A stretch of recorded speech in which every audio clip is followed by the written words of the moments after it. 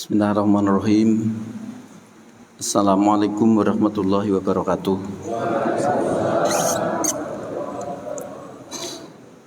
Bismillahirrahmanirrahim. Alhamdulillahilladzi akmala alaina dinal Islam. Nahmaduhu haqqa hamdin wa nashkuruhu haqqa syukrin. Asyhadu an la ilaha illallah wa asyhadu anna Muhammadan abduhu wa rasuluh. Allahumma sholli ala sayyidina Muhammad wa ala ali sayyidina Muhammad kama shallaita ala sayyidina Ibrahim wa ala ali sayyidina Ibrahim fil alamina innaka Hamidum Majid. Amma ba'du, la haula wala quwata illa billahil aliyyil azim.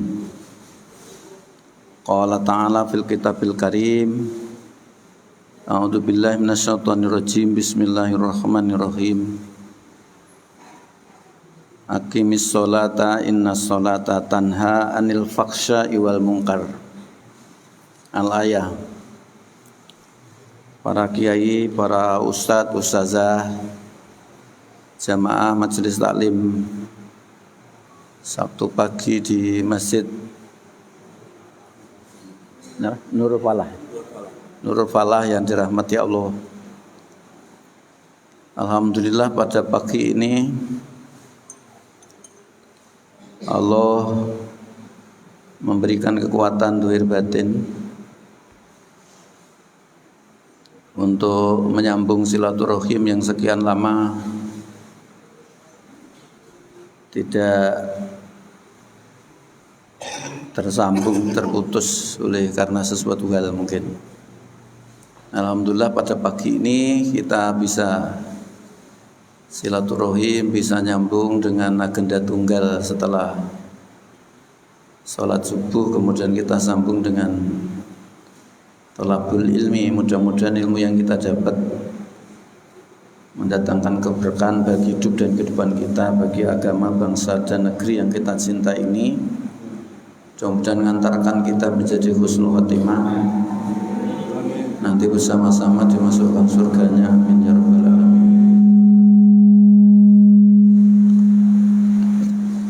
Allahumma sholli ala sayyidina Muhammad wa ala ali sayyidina Muhammad. Adilahnya, keutamaannya kita aturkan pada junjungan kita Nabi besar Muhammad sallallahu alaihi wasallam serta keluarganya, para sahabatnya, para tabi'in, tabi'una tabi'in. Mudah-mudahan kita diberi kekuatan untuk menegakkan sunnahnya, meneladani akhlaknya, dan ikut mengembangkan ajarannya. Akhirnya ya kita di akhirat diakui sebagai umatnya, kemudian mendapatkan syafaatnya. Amin ya rabbal alamin. Tema yang kita kaji pada pagi ini adalah perbaiki sholatmu menuju sholat yang antarkan kepada kita ini hidup dan kehidupan bahagia, tentu bahagia dunia, bahagia akhirat. Nah, tentu waktunya amat sangat terbatas sekali. Enggak mungkin beberapa frasa yang mesti harus tak jelaskan terlebih dulu. Apa itu sholat, apa itu bahagia, tidak mungkin. Dan WA yang tak terima kemarin ada 3 pertemuan ya untuk membahas tentang sholat. Nah, mungkin pada pagi ini kita hanya mengkaji dari sisi kerangka berpikir kita untuk mengapa kita ini mesti sholat dan untuk apa, serta bagaimana kita sholat yang antarkan kepada sholat kita diterima, lantas ujung-ujungnya mendapatkan ridho dari Allah. Nah, dari itulah nanti kita akan dapatkan satu kebahagiaan seperti yang tema dimaksud tadi. Nah, tidak mungkin sholat mengantarkan kita bahagia kalau sholat itu dilakukan hanya asal-asalan. Pasti sholat yang dilakukan dengan sungguh-sungguh. Nah, sholat yang dilakukan dengan sungguh-sungguh tentu Tidak mungkin hanya sholat zuhiriyah, tetapi tentu mesti harus sholat batiniyah. Tentu sholat kita jangan terhenti di syariat, tapi seharusnya sampai menuki hingga sampai thariqat dan hakikat, hingga sampai pada ujungnya adalah ma'rifat dan puncaknya adalah mahabbah. Kebahagiaan tidak mungkin akan bisa kita dapat kalau setiap apapun yang kita lakukan tidak didasarkan karena mahabbah kepada Allah. Kalau nanti ada kepentingan-kepentingan, ya memang fitrah kita itu ada kepentingan apapun itu. Tiap kita kan mesti ada keinginan, ada hasrat, ada harapan. Kalau keinginan, hasrat dan harapan itu dicapai, maka yang didapat bisa senang, bisa bahagia. Tapi kalau tidak dicapai, bisa jadi mendatangkan kita kecewa, lantas menderita, dan apalagi nanti sampai mengantarkan kita sengsara. Nah, Bapak Ibu yang dirahmati Allah, tentu yang hadir di sini sudah banyak mendengar bahwa as-sholatu imaduddin, faqad aqamaha faqad hadamadin, faqad aqamaha faqad aqamadin, wa man tarakaha faqad hadamadin. Salat itu kan tiang agama. Siapa yang menegakkan salat maka sama dengan menegakkan agamanya.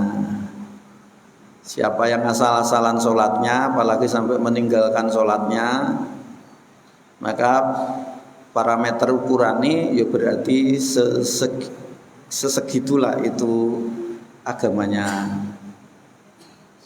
Tentu juga kita sering mendengar bahwa awwalu ma yuhasabu bil abdu yaumal qiyamati as-shalah. Jadi amal ibadah yang pertama kali diperiksa, dihisab di hari kiamat, ya sholat.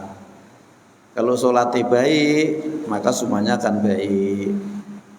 Kalau sholatnya itu buruk, asal-asalan, maka semuanya ya mesti buruk. Nah, oleh karena itulah mungkin sesekali kita ini atau beberapa kali sering merenung, bertanya kepada diri kita masing-masing gitu.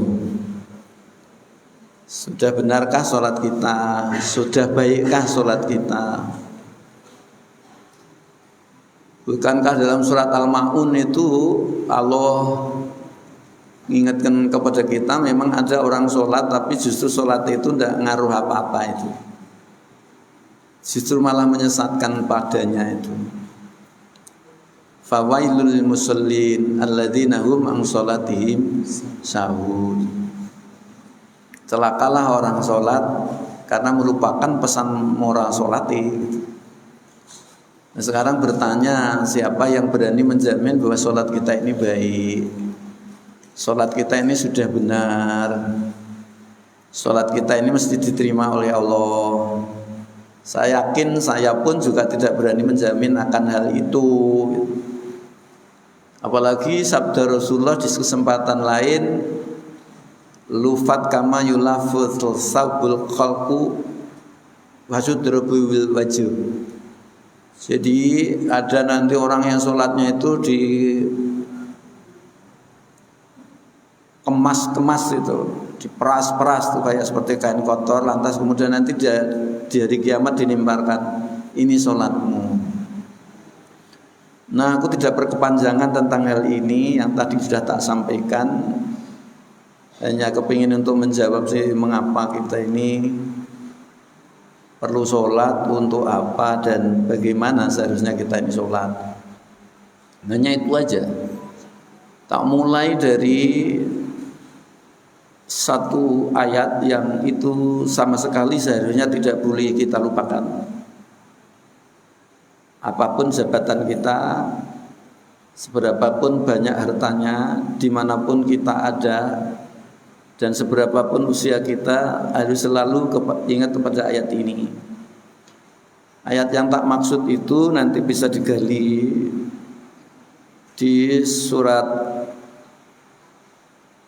Al-Baqarah ayat 156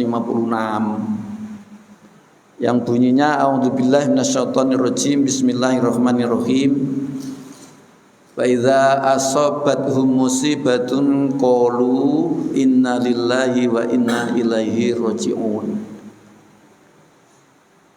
Orang-orang yang ketika ditimpakan musibah ada satu kesadaran, tumbuh kesadaran dalam hatinya hingga muncul dalam ucapannya itu inna lillahi wa inna ilaihi raji'un. Sesungguhnya semua ini milik Allah dan akan kembali kepada Allah. Jadi apa yang kita lihat ini, apa yang kita dengar, apa yang kita pikirkan, apa yang kita alami, harus selalu diingat bahwa itu milik Allah. Kalau ada kuasa yang dititipkan kepada kita, milik Allah. Kalau ada kekayaan yang dititipkan ada di diri kita, milik Allah. Jangan sekali-kali mengklaim itu milik kita ini. Kalau ada diri kita ganteng, milik Allah. Kalau diri kita cantik, milik Allah. Sehat kita, milik Allah. Sakit kita, milik Allah. Kalau sematu kemudian kita ini tahu kuasa di dunia ini, katakanlah Amerika negeri superpower yang presidennya Trump dalam genggaman Allah.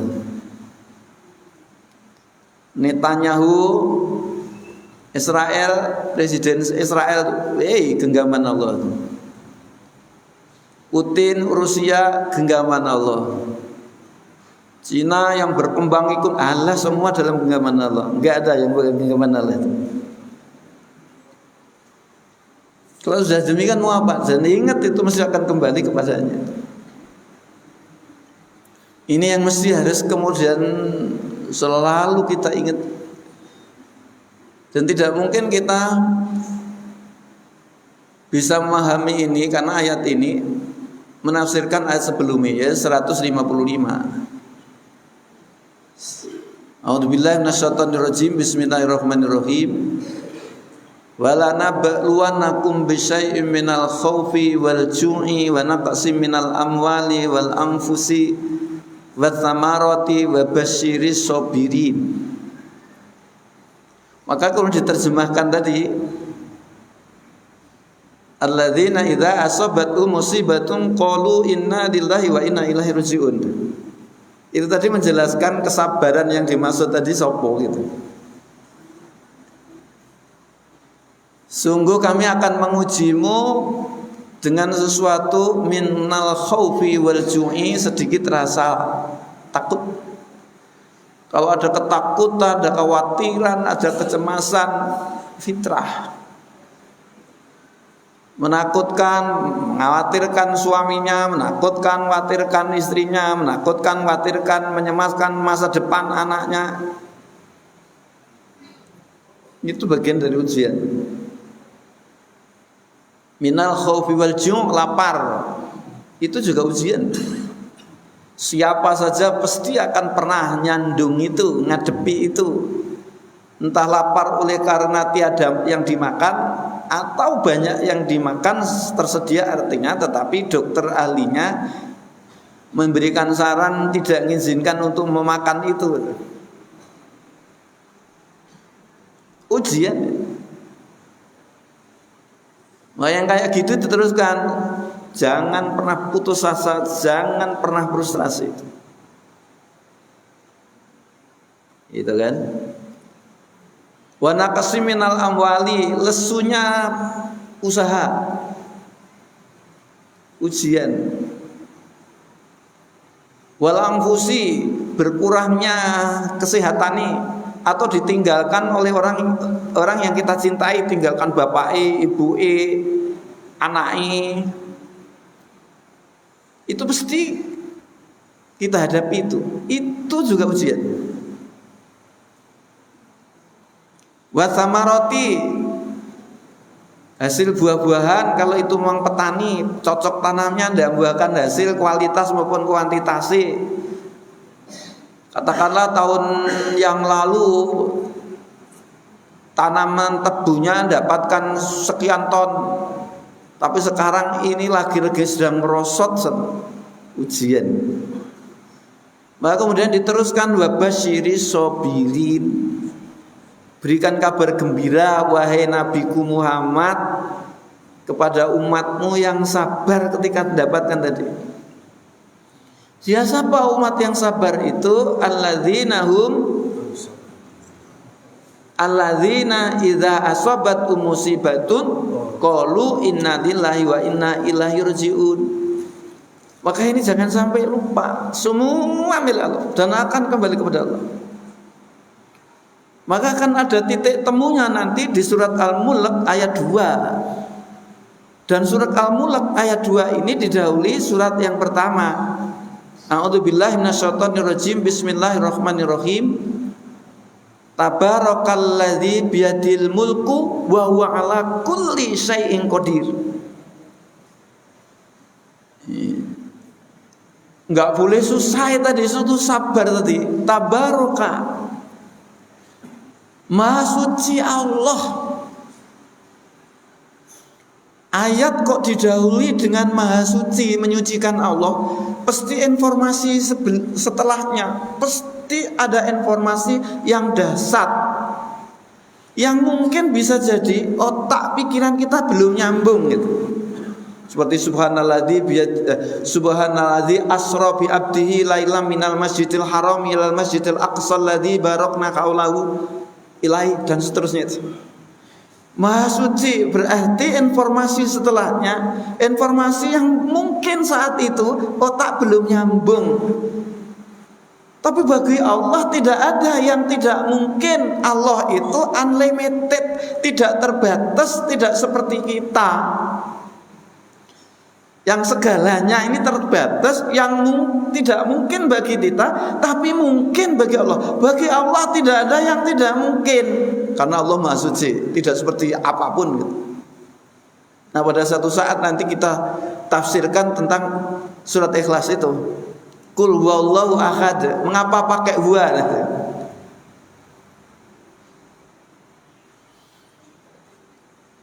Jadi kaitannya dengan ujian tadi dalam surat Al-Mulk ayat 2. Nanti alladzi khalaqal mauta wal hayata liyabluwakum ayyukum ahsanu amala. Wa huwal azizul ghafur. Tapi didahului. Maka jangan putus asa bagi Allah. Besar menurutmu, kecil menurut Allah, tidak mungkin menurutmu, mungkin bagi Allah. Tidak bisa menurutmu, tidak ada yang tidak bisa menurut Allah. Allah bisa membalik yang kaya jatuh miskin, yang miskin jatuh kaya, yang sakit sembuh, yang sehat bisa jatuh sakit, yang dipuji bisa dicerca, yang semula dicerca, diagungkan bisa dicaci dan hina. Bagi Allah semua. Maka tadi wa huwa ala kulli syai'in qadir. Segala sesuatu itu dalam genggaman Allah, soleh dalam genggaman Allah. Ilmunya dalam genggaman Allah, rezekinya dalam genggaman Allah, masa depannya dalam genggaman Allah. Kalau usaha kayak gini mau apa itu? Bahagia tidak didapat lantaran karena ada ketakutan, kekhawatiran, kecemasan, yang macam-macam yang sebenarnya itu ilusi. Maka sudah disampaikan, sudahlah, bagi Allah nggak ada, semua dalam genggamannya. Dan hidup ini adalah ujian. Kalau diteruskan nanti akan ketemu namanya the golden ratio. Ayat berikutnya. Tapi nantilah itu. Karena Allah menciptakan segala sesuatu mesti harmoni. Saya hanya kepingin untuk menggarisbawahi pemahaman tentang surat Al-Baqarah ayat 156. Inna lillahi wa inna ilaihi rajiun. Sesungguhnya kita ini milik Allah dan akan kembali kepadanya. Minallah billah ilallah. Perjalanan kita itu hanya dua saja, dari Allah. Dulu kita ini dari Allah. Sekarang di dunia ini kita menuju kepada Allah. Dari Allah ke dunia namanya tanazul, membumi. Ketika kita naik ke atas namanya taroki. Nanti kembali kepada Allah, karena kita milik. Kita ini bukan jenengan itu ilusi, bukan hakikat yang sebenarnya. Saya ini ilusi. Ya. Bagaimana dikatakan ilusi? Hakikatnya jenengan bukan yang tampak. Asmani pun sinten? Pak Musin aja, Pak Ustadz Musin. Amal Musin, ngapunten. Pak Ustadz ini kalau satu misal terlahir dari bapak ibuku, maka tidak seperti Pak Ustadz ini. Saya ketika lahir dari bapak ibunya Pak Musin, maka aku tidak seperti ini. Apa maknanya? Aku ini bentukan dari pengalaman dari bapak ibuku, kemudian pendidikan yang tak dapat, dan lingkungan yang nyetak sejarah hidup dan kehidupan kita. Maka mengapa kita ini berbeda? Karena itu, kalau tidak percaya coba, semua kita ini kan pakai properti, ini pakai selendang, pakai ini, lepasan semua itu. Yang didapat kira-kira apa?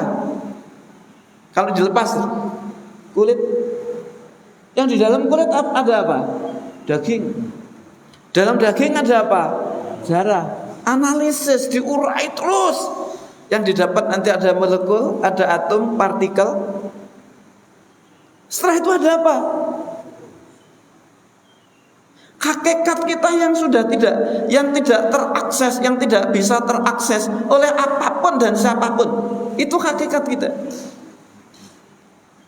Teleskop sebesar apapun nggak akan bisa ngakses. Yang lihat bukan mata saya, yang dengar bukan telinga saya. Kalau saya meraba ini bukan tangan saya nih, kasar atau halus, tapi otak diformat dalam bentuk impul listrik. Terimalah, ditransfer ke retina mata, ditransfer lagi, dikonversikan dalam bentuk impul saraf. Kemudian di mata bagian belakang nanti dikirimkan ke otak, saraf tulang belakang, ini di batang otak. Yang lihat itu gitu. Maka walaupun saya sudah melihat dengan kayak begini, gambar masih ada di sini, disimpan di otak, di hipokampus. Tapi pertanyaannya, apa benar yang lihat itu otak?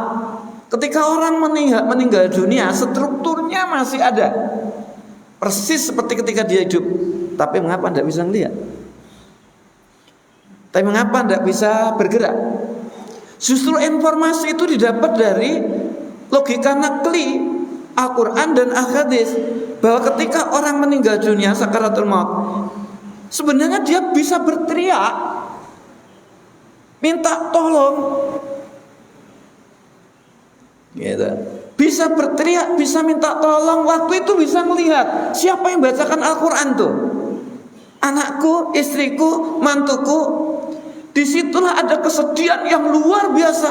Saat ketika di dunia repot-repot, kaki jadikan kepala, kepala jadikan kaki. Setelah meninggal dunia, ternyata anaknya, istrinya bingung ketika bapaknya sudah sakaratul maut, tidak dibacakan suatu apapun. Jadi yang bicara bukan ini, hakikatnya kita bukan itu. Hakikatnya itu ruhnya. yang itu tidak berubah-ubah, namanya hakikat itu permanen namanya. Maka nanti Bapak Ibu yang dirahmati Allah, bukaan di surat Al-A'raf ayat 172. A'udzubillahi minasyaitonirrajim. Bismillahirrahmanirrahim. Wa id akhadha rabbuka min bani adama min zuhurihim dzurriyyatahum wa asyhadahum ala anfusihim alastu birabbikum qalu bala syahidna an taqulu yaumal qiyamati inna kunna an hadza ghafilin. Ingatlah ketika Tuhanmu melahirkan anak cucu Adam dari sulbi mereka sembari mengambil saksi dengan bertanya, alastu birabbikum, bukankah aku ini Tuhanmu? Qalu, kita dulu di alam arwah, alam ruh, kita menjawab, bala, betul. Syahidna, aku bersaksi bahwa engkau Tuhanku. Pertanyaannya, saat itu ada mata kah? Saat itu ada telinga kah? Saat itu ada tangan kaki kah? Tidak ada. Lantas yang menyaksikan siapa? Ruh. Yang ngomong siapa? Ruh. Dan setiap kita dulu sama, fitrahnya baik, bukan tidak baik. Saya termasuk di antara salah satu berpendapat yang menolak kalau suatu misal fitrah manusia itu sebenarnya tidak baik. Fitrah manusia itu baik, bertauhid. Ini nanti ada kaitannya dengan mengapa perlu sholat nanti itu. Ya. Nah, oleh karena itulah Bapak Ibu yang dirahmati Allah, untuk mengembangkan ini tadi, tauhid ini tadi, nah, maka Allah sampaikan dalam hadis qudsi yang bunyinya kuntu kanzan makhfiyan. Aku Allah artinya, aku ini perbendaraan yang tersembunyi. Fa ahbabtu an urafa, aku senang kalau aku itu dikenal. Maka agar aku dikenal, diteruskan tadi firman Allah dalam hadis qudsi itu, fa khalaqtu khalqa, maka aku ciptakan itu makhluk. Alam semesta ini diciptakan satu aja untuk kenal Allah. Ngembangkan surat Al-A'raf ayat 172 tadi, yang dulu kita sudah berjanji, yang dulu kita bersaksi. Itu loh, kan ketemu. Tidak ada tujuan lain untuk mengenal Allah.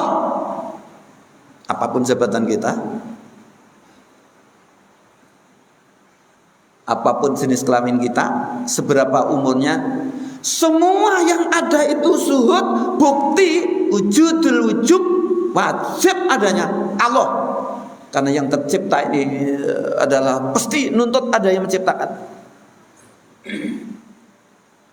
Nanti akan ada innalillahi, nanti ada yang kembali kepada Allah dengan ridho, ikhlas, senang, bahagia.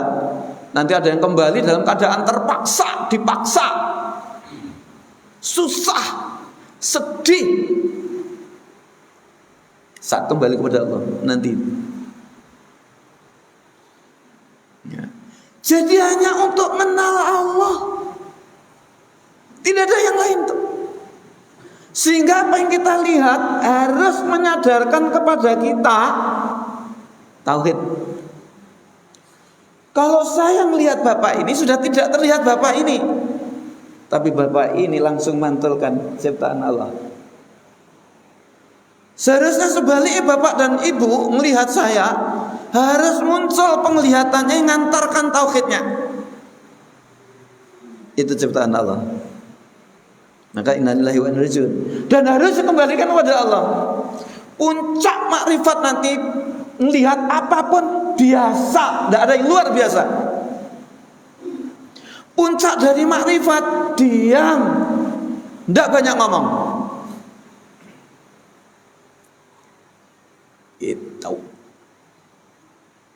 Ya. Nah, diteruskan fa khalaqtu khalqa fabi arafuni. Kalau semua sudah tak ciptakan, maka karena aku, dengan aku, bersama aku, arafuni, mereka itu melihat aku, mengenal aku, menyaksikan aku. Itu ada. Pertanyaan ini ngapain sih mesti harus kenal Allah, itu harus dengan Allah. Kenal Allah harus bersama Allah. Mengapa? Jawabnya sederhana saja. Karena yang tahu zat Allah ya Allah. Yang tahu sifat Allah ya Allah. Yang tahu af'al Allah ya Allah. Yang tahu alamat Allah ya Allah. Maka kalau kita mengenal Allah tidak bersama dengan Allah, pasti tersesat. Karena yang tahu alamat itu Gusti Allah, yang tahu zati benar itu ya Gusti Allah, yang tahu sifat-sifatnya itu ya Allah, yang tahu af'al-af'alnya itu juga Allah. Jadi tidak ada tugas lain kita hidup di dunia ini, tanazul di dunia ini, kecuali untuk mengenal Allah. Tidak lebih dari itu. Pertanyaannya kan dulu di alam arwah kan sudah pernah kenal. Mengapa mesti harus kita harus mengenal lagi di dunia ini? Kan dulu tadi kan sudah tadi surat Al-A'raf ayat 172 tadi kan sudah pernah kenal. Itu kan secara ruhaniyah, batiniah. Nah, Allah bertujuan untuk dikenal secara zahir. Maka nanti kul wallahu ahad mengapa pakai huwa? Itu kan isim dhamir. Mengapa itu pakai huwa? Karena Allah itu begitu nyatanya, begitu bisa terlihatnya. Kalau sudah pakai huwa kan berarti sudah ada dia sudah terlihat, ada. Oh, ini nanti kajian ini tersendiri. Nah, Bapak Ibu yang dirahmati Allah, karena secara zahir kita ini diminta untuk mengenal Allah, Allah memberikan kelengkapan kepada kita. Buka surat Shad ayat 71 72.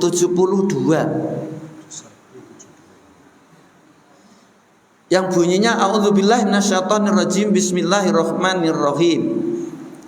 Wa idz qala rabbuka lil malaikati inni khaliqum basyaran min tin.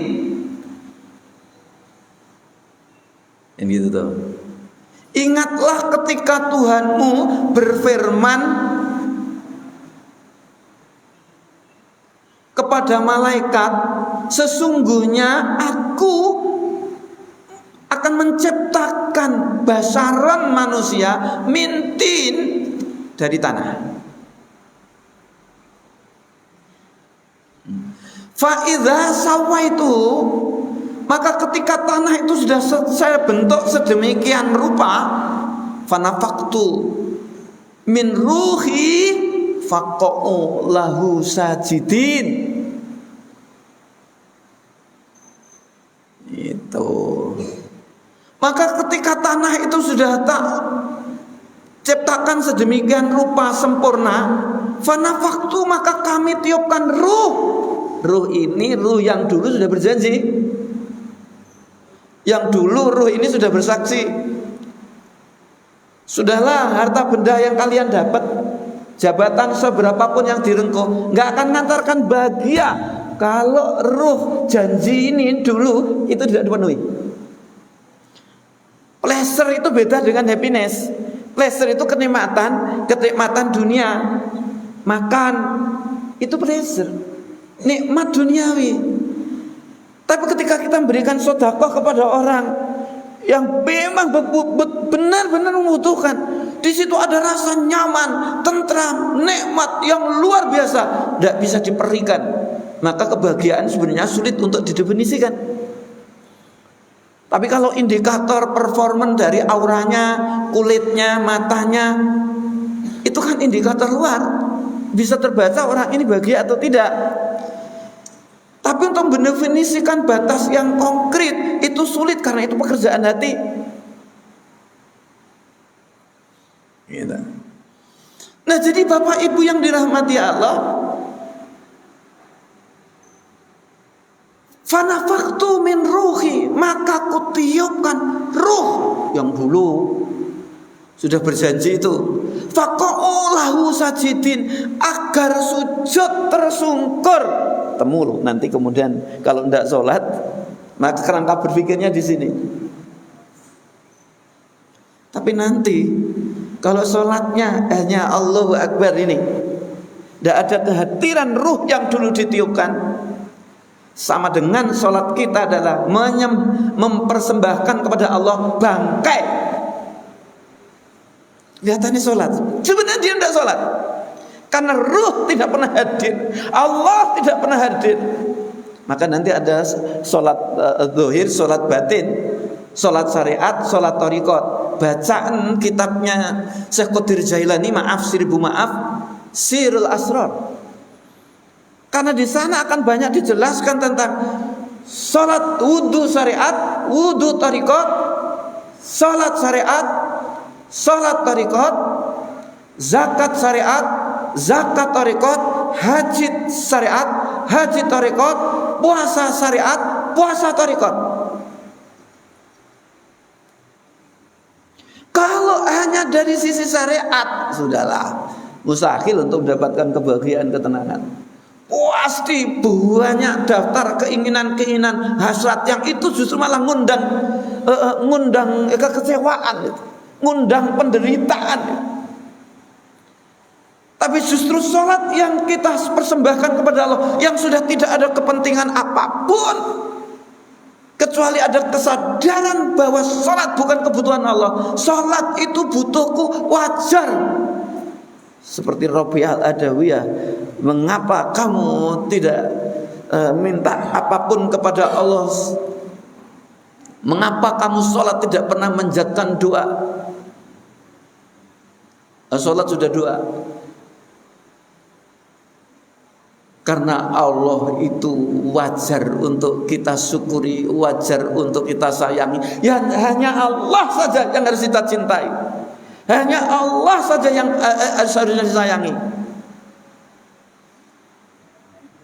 Tahu, nanti itu sampai ke sana. Ini kan kerangka berpikir itu. Nah, oleh karena itulah kemudian nanti jenengan buka di surat Al-Mu'minun ayat 12 sampai 15.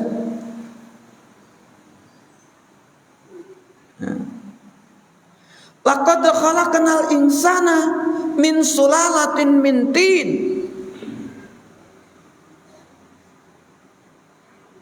Kan gitu.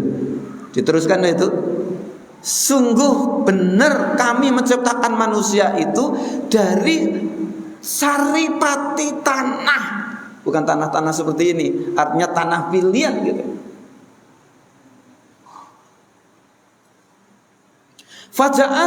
Faja'alnahu nutfata fi qararim makin, lantas jadi nutfah, tak titipkan, tak simpan di rahim ibumu. Nanti ketemu di surat An-Nahl ayat 78. Prosesnya diteruskan, fakholakna nutfatan alaqatan, fakholakna alaqatan mudghatan, fakholakna mudghatan idhoman, fakausanal idhoma lahman, fangsaknahu, terus khalqan akhar. Itu prosesnya. Saya kepingin untuk membawa alur pikir kita bahwa kita diciptakan oleh Allah itu ada zahir, ada batin. Yang keduanya mesti harus dirawat. Itu loh. Zahirnya dari tanah hingga prosesnya jadi nutfah, hingga jadi darah, segumpal darah, kemudian segumpal daging, kemudian menjadi tulang-tulang, kemudian dilapisi oleh daging, dibentuklah seperti sekarang ini adanya. Jangan sampai lupa kita ini asalnya sama. Tadi kalau diperas tadi, kalau diurai tadi, hakikatnya sama. Tapi mengapa sekarang kita ini nganggap lebih mulia, lebih kuasa, lebih ini? Karena lupa dengan innalillahi wa inna ilaihi rajiun, lupa hakikatnya, disoriented hidup. Hidup itu untuk apa tadi? Nah sekarang, maka kemudianlah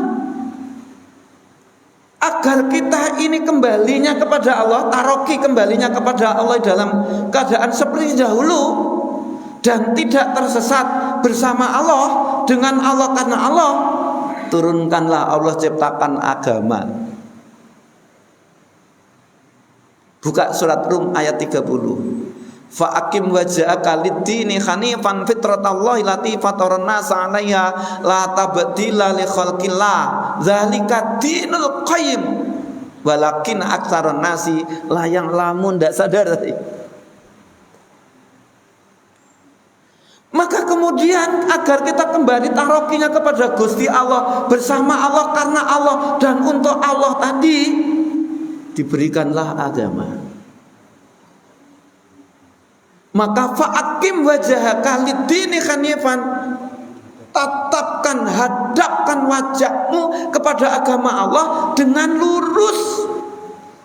Ndak usah nengok kiri, ndak usah nengok kanan. Ya, fa'akim wajhaka lid-dini hanifan fitratallahi fataran nasa 'alaiha. Tetaplah dalam fitrah Allah, yang agama tadi, yang menciptakan manusia dengan fitrahnya. Ya, kita punya fitrah. Fitrah kita itu beragama, beriman tadi. Yang tadi surat Al-A'raf 172 tadi. Ya. La tabdila li khalqillahi. Fitrah itu tidak akan berubah. Jangan pernah merubah fitrah beragama ini. Siapapun pasti ada ruh yang dulu bertauhid hanya Allah yang esa. Allah tidak di dunia, Allah tidak di dalam dunia dan tidak di luar dunia. Tidak Allah.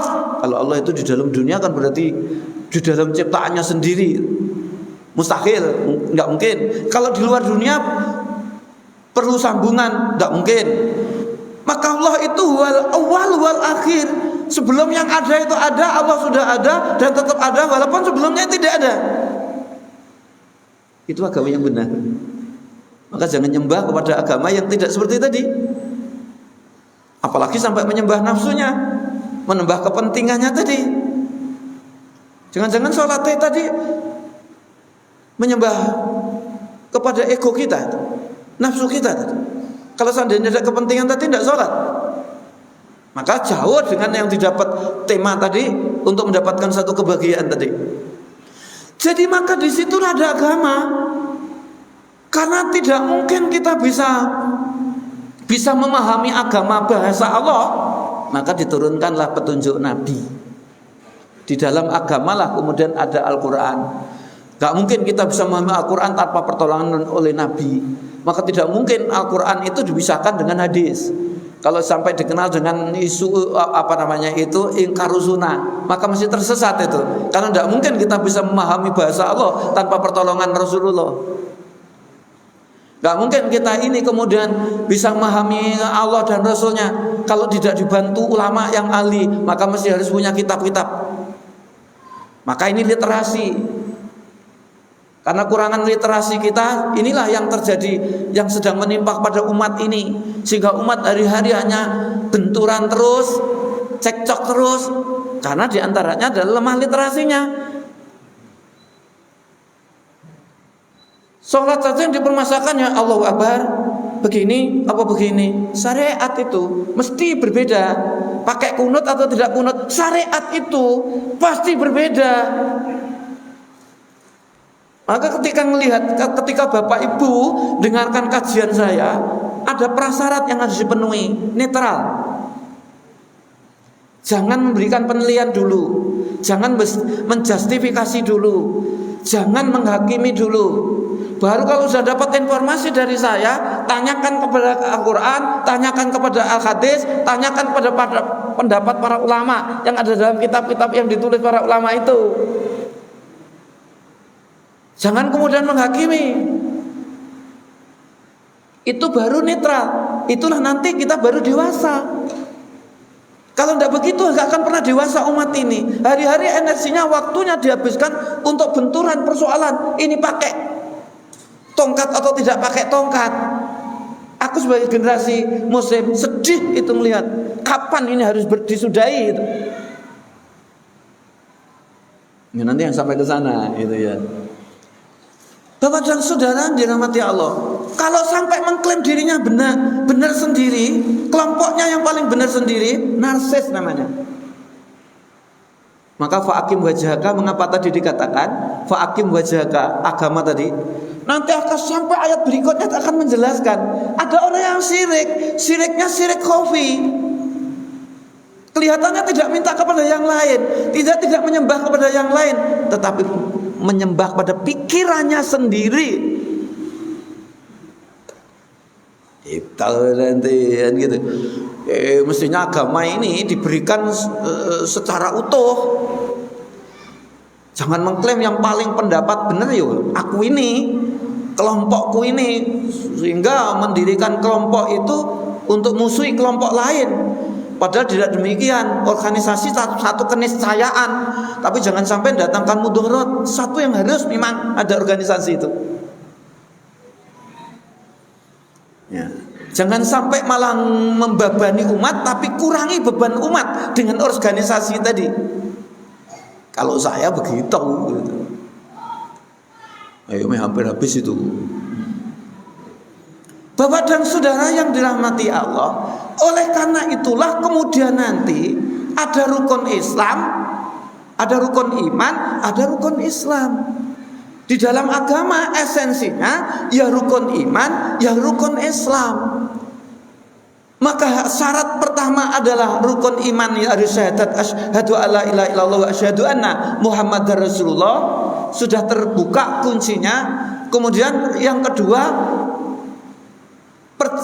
percaya rukun Islam, syahadat. Kemudian yang kedua salat, yang ketiga zakat, yang keempat puasa, yang kelima haji. Allah menciptakan mata ini untuk melihat itu Allah.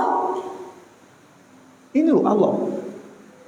Bukan ininya Allah, tapi ini ciptaan Allah. Kalau nanti dirunut, ketemulah di situ bahwa kita ini tidak punya apa-apa. Hina dina, ngomong yang ngomongkan Allah, berdiri yang dirikan Allah, memegang yang memegangkan Allah. Maka itu tadi alladzi akhrajakum min butuni ummahatikum la ta'lamuna syai'a wa ja'ala lakumus sam'a wal absara wal afidata la'allakum tashkurun. Allah lah yang melahirkan kamu dari rahim ibumu dalam keadaan kamu tidak tahu apa-apa. Ada mata tidak bisa melihat, telinga tidak bisa dengar, mulut tidak bisa bicara, kaki tidak bisa berdiri berjalan, tangan tidak bisa megang, hati belum bisa membedakan mana yang baik mana yang buruk. Wa ja'ala lakumus sam'a, lantas Allah menjadikan pendengaran itu bisa dengar, telinga bisa dengar, mulut tidak bisa bicara. Hati bisa membedakan mana yang baik, mana yang buruk. La'alakum tashkurun, supaya kamu itu bersyukur. Syukur dari sini, ujungnya ini. Syukur itu ada kesadaran bahwa tanganku ini yang menciptakan Allah, pikiran otakku yang menciptakan Allah, kakiku yang menggerakkan Allah. Syukur bil qalbi, muncul kesadaran tadi. Syukrul bilisan, alhamdulillahirabbil alamin. Terus syukur bijawarih, sesuai dengan faqa'u lahu sajidin, salatlah. Maka kalau mata, telinga, kaki itu tidak mengantarkan yang dilihat menyucikan Allah, yang dilihat tidak mengesahkan Allah, maka yang matanya tadi tersesat. Kalau mendengar kemudian tidak mengantarkan mengesahkan Allah, maka pendengarannya tadi tersesat, tidak bersyukur tadi. Nah, kalau ngomong tidak kemudian bicara ini mengesahkan Allah, maka itu tersesat. Waktunya habis, nanti dibuka di surat Al-A'raf ayat 179 yang tidak bisa menggunakan mata, telinga, hati. Walaqad dara'na li jahannama katsiran minal jinni wal insi lahum qulubun la yafqahuna biha wa lahum a'yunun la yubsiruna biha wa lahum adhanun la yasma'una biha ulaika kal an'ami bal hum adall. Kalau tidak gunakan mata, ini statement closingnya ya. Tidak gunakan mata untuk Allah tadi, telinga bukan untuk Allah, mulut lidah bukan untuk Allah, kaki bukan untuk Allah, produk dari pikirannya bukan untuk Allah, produk untuk kegiatan ini bukan untuk Allah, maka itu tersesat. Walaqad dara'na li jahannama katsiran minal jinni wal insi. Jadi Allah menyediakan jahanam itu disediakan jin dan manusia karena punya hati tapi tidak ngantarkan tauhid, punya telinga mata tidak ngantarkan tauhid. Kala an'ami balhum adal, fisiknya manusia, tapi ayat tadi mengatakan sebenarnya kan kala an'am, binatang itu sudah, karena tidak ada kesadaran, bahkan lebih sesat. Dari sinilah kemudian nanti ketemu surat yang tak baca tadi. Innal ladzina kafaru sawa'un 'alaihim a anzartahum am lam tunzirhum fahum la yu'minun. Orang kafir itu orang yang sudah menutup hatinya, matanya, kaki, telinganya, semua sudah tertutup. Khatamallahu ala qulubihim wa ala sam'ihim wal absarihim ghishawatun, ditutup. Sudah ditutup oleh Allah, sudah tertutup matanya, sudah tertutup hatinya, ditutup lagi gisawah. Sudah, wes ya diingetkan kayak apa, wes enggak iso wes itu sudah. Gisawah tuh buta, tuli, bisu, otaknya sudah miring, ditutupi oleh Allah. Itulah nanti disebut dengan orang yang sakit. Fi qulubihim maradun fazadahumullahu maradun. Hatinya ada penyakit itu mengganda-ganda. Namanya kalau penyakit fisik itu namanya komplikasi. Nah, oleh karena itulah Bapak Ibu yang dirahmati Allah, nanti dasarnya di sini ini. Mengapa kita ini perlu sholat? Dasarnya di iman. Tapi tidak mungkin nanti nggak sampai sholat. Bagaimana sholat syariat, bagaimana sholat thariqat, tak bocorkan dulu. Batennya syariat thariqat, batennya thariqat makrifat, batennya makrifat hakikat. Hakikat itulah al-batin al-bawatin asyid. Disitulah nanti terbuka kelas-kelas hati kita. Mustahil bisa bahagia kalau kita tidak punya ilmunya ini. Sholat tapi masih banyak kekecewaan, Mudah-mudahan masih ada umur panjang, diberi kesempatan insya Allah. Saya senang pada pagi ini bisa ketemu hamba Allah yang sangat soleh, yang sangat soleha. Mudah-mudahan kita mendapatkan ampunan dari Allah Subhanahu wa taala. Istri, suami, anak-anak kita, kakek nenek kita, Pak De Budi, bule bibi kita, saudara kakak Bayu, adik-adik kita, semuanya mendapatkan ampunan dari Allah. Pimpinan negeri ini dari pusat sampai bawah, di instansi manapun dia kerja, semua mendapatkan ampunan dari Allah. Orang yang berjasa kepada kita, para ulama, para kiai, para ustadz, semuanya mendapatkan ampunan dari Allah. Mudah-mudahan dipanjangkan umurnya, dilapangkan rezekinya, mendapatkan ridho dan diletakkan oleh Allah jadi kekasihnya, sehingga hidup dan kehidupan kita ini berguna, bermanfaat bagi agama, bangsa dan negeri yang kita cintai ini. Mudah-mudahan negeri kita negeri yang baldatun thayyibatun wa rabbun ghafur. Mudah-mudahan teman-teman yang ada di Masjid Nurul Falah, ketua takmirnya bersama jajarannya diberi kekuatan zahir batin, dipanjangkan umurnya, dilapangkan rezekinya bersama dengan jamaahnya, hingga akhirnya nanti bisa bersama-sama masuk surganya, amin ya rabbal alamin. Kurang lebihnya mohon dimaafkan. Wallahu muwaffiq ila aqwamit thoriq. Wassalamualaikum warahmatullahi wabarakatuh.